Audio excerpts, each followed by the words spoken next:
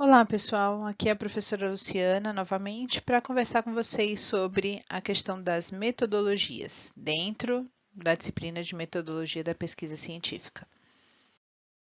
O que é uma metodologia? É uma forma de classificação de uma pesquisa por meio da definição da sua execução, do seu passo a passo, para alcançar os objetivos propostos. Portanto, execução e passo a passo é o termo que melhor define metodologia. Além disso, a gente tem a questão de conferir racionalidade às etapas de execução. Então, essa coisa do rigor, né, que a gente preza tanto na pesquisa científica, ela vem dessa racionalidade. Realizar a pesquisa em tempo mais curto, né, se você não sabe como você vai fazer a pesquisa, então isso pode demorar muito tempo, né? Maximizar a utilização de recursos, tá certo? Às vezes você tem um recurso que está sendo compartilhado com outras pessoas, então trabalhar com a metodologia bem feita ajuda nessa questão. E maximizar a obtenção de resultados mais satisfatórios, tá certo? Então você vai ter resultados melhores se você tiver uma metodologia bem delineada. A gente pode classificar as metodologias de várias maneiras, tá certo? Eu vou começar aqui pela área de conhecimento, que é aquela que a CAPES traz para a gente, tá certo? São as grandes áreas e lá existem as áreas e as sub-áreas, tá bom? Se vocês forem procurar onde se localiza o SMD, vocês vão ver que o SMD tem várias propostas e está localizado em várias grandes áreas, tá certo? Principalmente nas ciências sociais aplicadas, ciências exatas e da Terra, quando a gente trabalha com a questão da programação, tá certo? E existem outras áreas que não estão sendo contempladas aqui, nesse slide. Mas eu deixei um documento que vocês podem ter acesso a todas as áreas da CAPES e aí vocês podem tentar buscar o SMD dentro dessas áreas, tá certo? Mas é só mesmo para vocês saberem de que forma a CAPES avalia, né, os cursos de pós-graduação a partir dessas áreas metodológicas, tá certo? A gente pode classificar também segundo a finalidade. A gente pode ter uma pesquisa básica, ou a gente pode ter uma pesquisa aplicada. E às vezes o nome básica traz alguma confusão, porque a gente acha que a pesquisa que a gente está fazendo é inicial e, portanto, é uma pesquisa básica. Mas na realidade, a pesquisa básica é aquela de base que vai impulsionar a pesquisa aplicada, tá certo? Então, a pesquisa básica ela vai preencher uma lacuna do conhecimento. Enquanto a pesquisa aplicada, ela vai resolver problemas no âmbito da sociedade em que o pesquisador vive. Então, a gente tenta trabalhar essa conexão entre ciência e sociedade mais na pesquisa aplicada. A pesquisa básica é aquela pesquisa desenvolvida pela física, pela química, né? A química às vezes é mais aplicada do que básica, mas que dão suporte para a pesquisa aplicada, tá? Então, a maior parte das pesquisas são pesquisas aplicadas porque tentam resolver esses problemas sociais. A gente pode classificar também segundo os objetivos, tá certo? Então, a gente pode ter desde as exploratórias, passando pelas descritivas e chegando às explicativas. As exploratórias são mais superficiais, as descritivas são medianas e as explicativas são mais profundas, então requerem do pesquisador mais experiência. Então, o que as exploratórias dizem, né? A gente faz uma pesquisa exploratória quando a gente quer ter familiaridade com o problema. A gente não conhece muito esse problema, então eu quero, né, chegar até ele. Então a gente faz uma pesquisa exploratória. Quando a gente quer fazer um levantamento bibliográfico, e quando a gente vai fazer entrevistas, né, com pessoas experientes. Então, a pesquisa exploratória, ela trabalha muito nesse início, né? Eu quero saber como é que funciona isso, eu faço essas coisas aí, o levantamento bibliográfico e as entrevistas. As pesquisas descritivas, elas vão descrever as características de uma população. Então, eu preciso identificar as relações entre variáveis e preciso fazer um levantamento de opiniões e crenças, por exemplo, das pessoas, tá certo? Então, eu vou descrever qual a idade, qual é o gênero, qual é a opção religiosa ou a opção política, coisas desse tipo. Então, eu vou descrever simplesmente aquilo que as pessoas dizem para mim como pesquisadora. Já a explicativa, ela é mais profunda porque ela vai identificar os fatores que contribuem para a ocorrência dos fenômenos. Então, ela é uma pesquisa que vai responder o porquê das coisas. Por que acontece desse jeito, né? Então, a gente tem um aprofundamento do conhecimento da realidade. Então, se você quiser dizer que a sua pesquisa é exploratória, e só isso já é suficiente, você não precisaria ir além dessa questão. Se você quiser dizer que a sua pesquisa é descritiva, também já está tudo certo, tá bom? Mas existem outras formas da gente classificar as pesquisas, então eu vou mostrar para vocês, porque vocês também podem optar por essas outras situações. Então, aqui, ó, classificação segundo os métodos, né? Você tem uma pesquisa que pode ser quantitativa ou uma pesquisa que pode ser qualitativa. Tem gente que mistura, faz qual e quanti, né, que é chamado. Você pode trabalhar com a qualitativa e quantitativa ao mesmo tempo.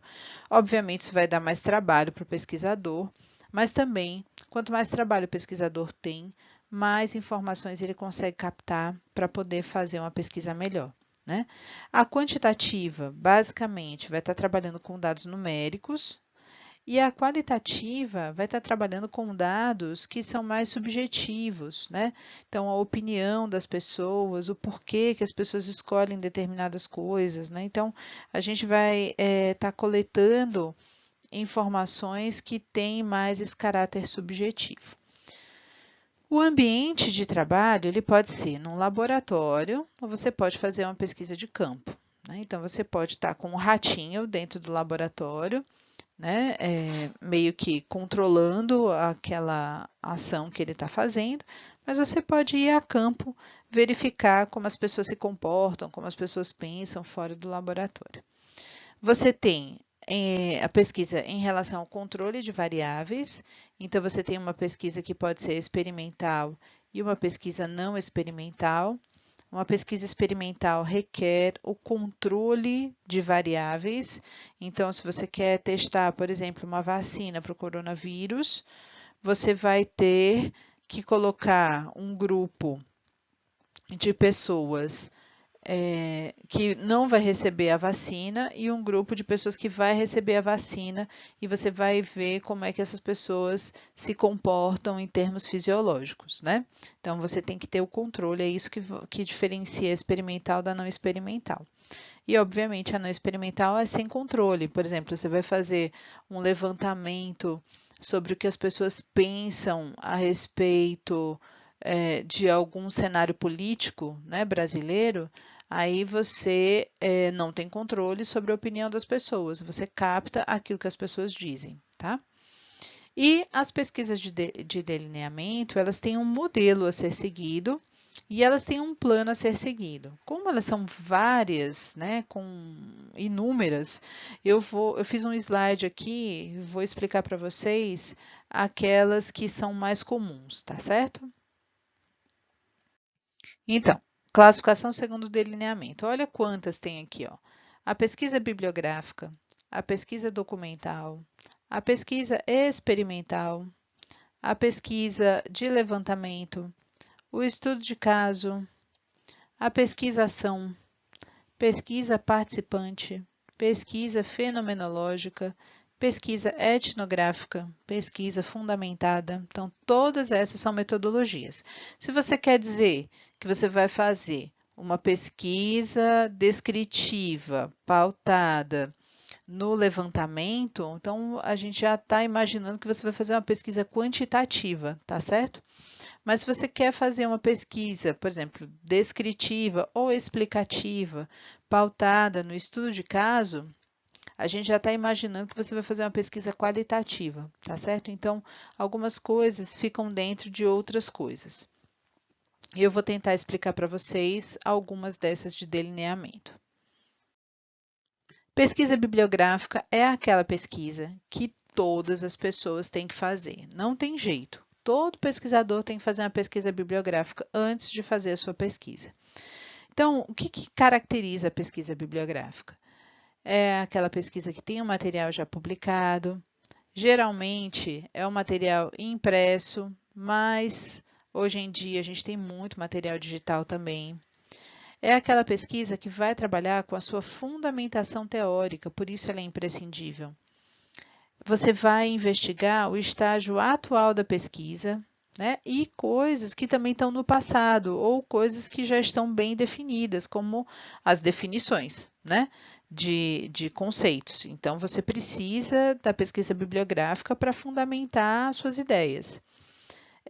Pensamento de um autor específico, isso é muito importante, né? Então, se você vai definir alguma coisa, é importante você trazer a ideia desse autor específico e composições diversas em relação ao mesmo assunto, né? Então, é importante você trazer não só um autor, mas 2, 3, 4, 5, e inclusive que eles se contraponham para que você possa promover no seu trabalho uma discussão entre esses autores.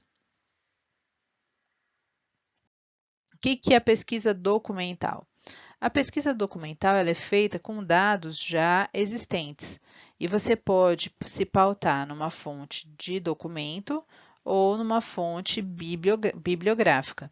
Mas a gente, quando pensa em documento, acha que o documento só é aquele no papel, né? Mas existem vários tipos de documento que não são ou que não estão no papel. Então, um documento é qualquer objeto que comprove algum fato ou acontecimento, tá certo? Então, por exemplo, um prato, ele é um objeto que comprova uma época, né? Como as pessoas viviam, né, historicamente, tá certo? Então, se você pegar, claro que um documento, obviamente, é um documento também, né? Ele é um objeto que comprova, mas você pode pegar outras coisas, por exemplo, um vídeo, uma imagem, né? Tudo isso, uma foto, são elementos que trazem uma comprovação de um fato ou um acontecimento. Tá aqui os tipos de documentos. Eles podem ser institucionais, eles podem ser pessoais, eles podem ser de divulgação, um banner, por exemplo, podem ser periódicos, iconográficos, como é o caso das imagens, né? Fotos, vídeos, ou registros estatísticos também. Se a gente for buscar aí registros de Facebook, registros de Instagram, das redes sociais, ou do próprio uso da internet, de sites e blogs, né? Isso tudo também está valendo, além de outros. A pesquisa experimental, eu já falei um pouquinho sobre ela, né? Mas você precisa, na pesquisa experimental, determinar o objeto de estudo bem determinado. Se é o coronavírus que você quer estudar e procurar uma vacina para ele, então você tem que ter isso bem claro na sua mente. Você vai precisar selecionar as variáveis capazes de influenciar. No caso do coronavírus, a gente teria, por exemplo, a questão pulmonar, né? A questão do coração, por exemplo, que ele ataca, né? E outras questões também que poderiam ser consideradas variáveis, né? São sintomas, dor de cabeça, né? Coisas desse tipo. Você precisa ainda definir as formas de controle. Como é que você vai controlar essa variável? Como é que você vai controlar esse vírus, né? Dentro da célula? Só um médico poderia dizer, né? E definir as formas de observação dos efeitos da variável no objeto. Como é que você vai definir essa observação, né? No caso das pessoas que vão ser injetadas com a vacina, você vai observar os sintomas que a pessoa tem, você vai observar, vai fazer exames de sangue nessa pessoa e vai observar as células sanguíneas. Como é que você vai fazer? Além disso, a gente precisa lembrar que na pesquisa experimental a gente tem a manipulação de variáveis, a gente precisa controlar algumas variáveis e a gente tem também uma distribuição aleatória, né? Porque a gente não pode pegar pessoas específicas, né? A gente tem que pegar pessoas aleatoriamente no caso do coronavírus, mas a gente, se vai trabalhar com ratinho no laboratório, a gente pega o ratinho aleatório. A gente não precisaria pegar um ratinho A, B, ou C ou D para poder fazer a pesquisa, tá bom? A pesquisa de levantamento é aquela que a gente está mais acostumado a fazer, porque, em geral, as pessoas perguntam coisas para a gente responder sobre intenção de voto, sobre que tipo de sabonete que a gente gosta mais, o que que a gente faz na nossa vida, né, em relação a escolhas, né, coisas desse tipo. Então, a pesquisa de levantamento, ela faz uma interrogação direta, tá? E vai querer observar o comportamento e a preferência das pessoas. Por isso, ela se pauta principalmente numa análise quantitativa. E, obviamente, a gente não vai conseguir fazer uma pesquisa de levantamento com toda a população de um país, de uma cidade. Então, a gente trabalha com amostra. E, por isso, a gente vai usar muito a estatística. A gente precisa ter um conhecimento direto da realidade para que a gente faça a coisa com economia e rapidez, né? E utilizando a questão das tabelas para quantificação, tanto para a gente calcular as frequências absolutas, né, quanto as frequências relativas. A gente tem que ter uma ênfase na percepção. É uma pesquisa que, apesar de todo o trabalho que a gente tem, ela é pouco profunda.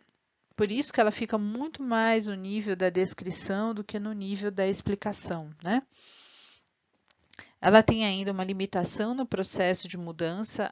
Se você precisar mudar a coisa no meio do caminho, você vai sofrer um pouco, viu? E, como eu já falei, ela trabalha com estudos descritivos. E o estudo de caso, né? O estudo de caso, ele tem uma limitação porque não dá para generalizar. Você vai estudar um caso e aquele caso vai lhe dizer algumas coisas, mas não é porque aquele caso está lhe dizendo algumas coisas que todos os casos vão ser daquele jeito, né? Mas ele prevê um estudo mais profundo, exaustivo, com maior amplitude, tá certo? Do que você quer estudar naquele grupo e com certeza maior detalhamento, tá bom? Quando é que eu vou utilizar um estudo de caso? Quando eu estou estudando um fenômeno contemporâneo. Um fenômeno histórico, a gente estuda através da pesquisa documental, certo? Mas quando eu estiver trabalhando com um contexto real, né, eu não posso trabalhar com o fictício, eu tenho que estar trabalhando com o real, com o que está acontecendo de fato. E os limites, eles não são definidos entre o fenômeno e o contexto. Então, aquilo que eu estou estudando do fenômeno e o contexto onde aquele fenômeno está, eles não se excluem, né? Então, por exemplo, o fato de eu estudar uma sala de aula dentro da universidade, né? E isso faz todo sentido para o estudo de caso, porque sala de aula e universidade estão aí trabalhando com fenômenos de ensino e aprendizagem, tanto a sala de aula quanto o contexto que é a universidade. Quais são os cuidados que eu tenho que ter, né? Eu preciso planejar com bastante rigor. A coleta e análise também tem que ser bastante rigorosa, né? Como eu falei, não tem generalização e eu tenho que tomar cuidado com o tempo de execução, né? Porque eu não posso ficar muito tempo estudando aquele caso, mas às vezes eu preciso ficar muito tempo. Então, existe aí uma contradição nessa questão.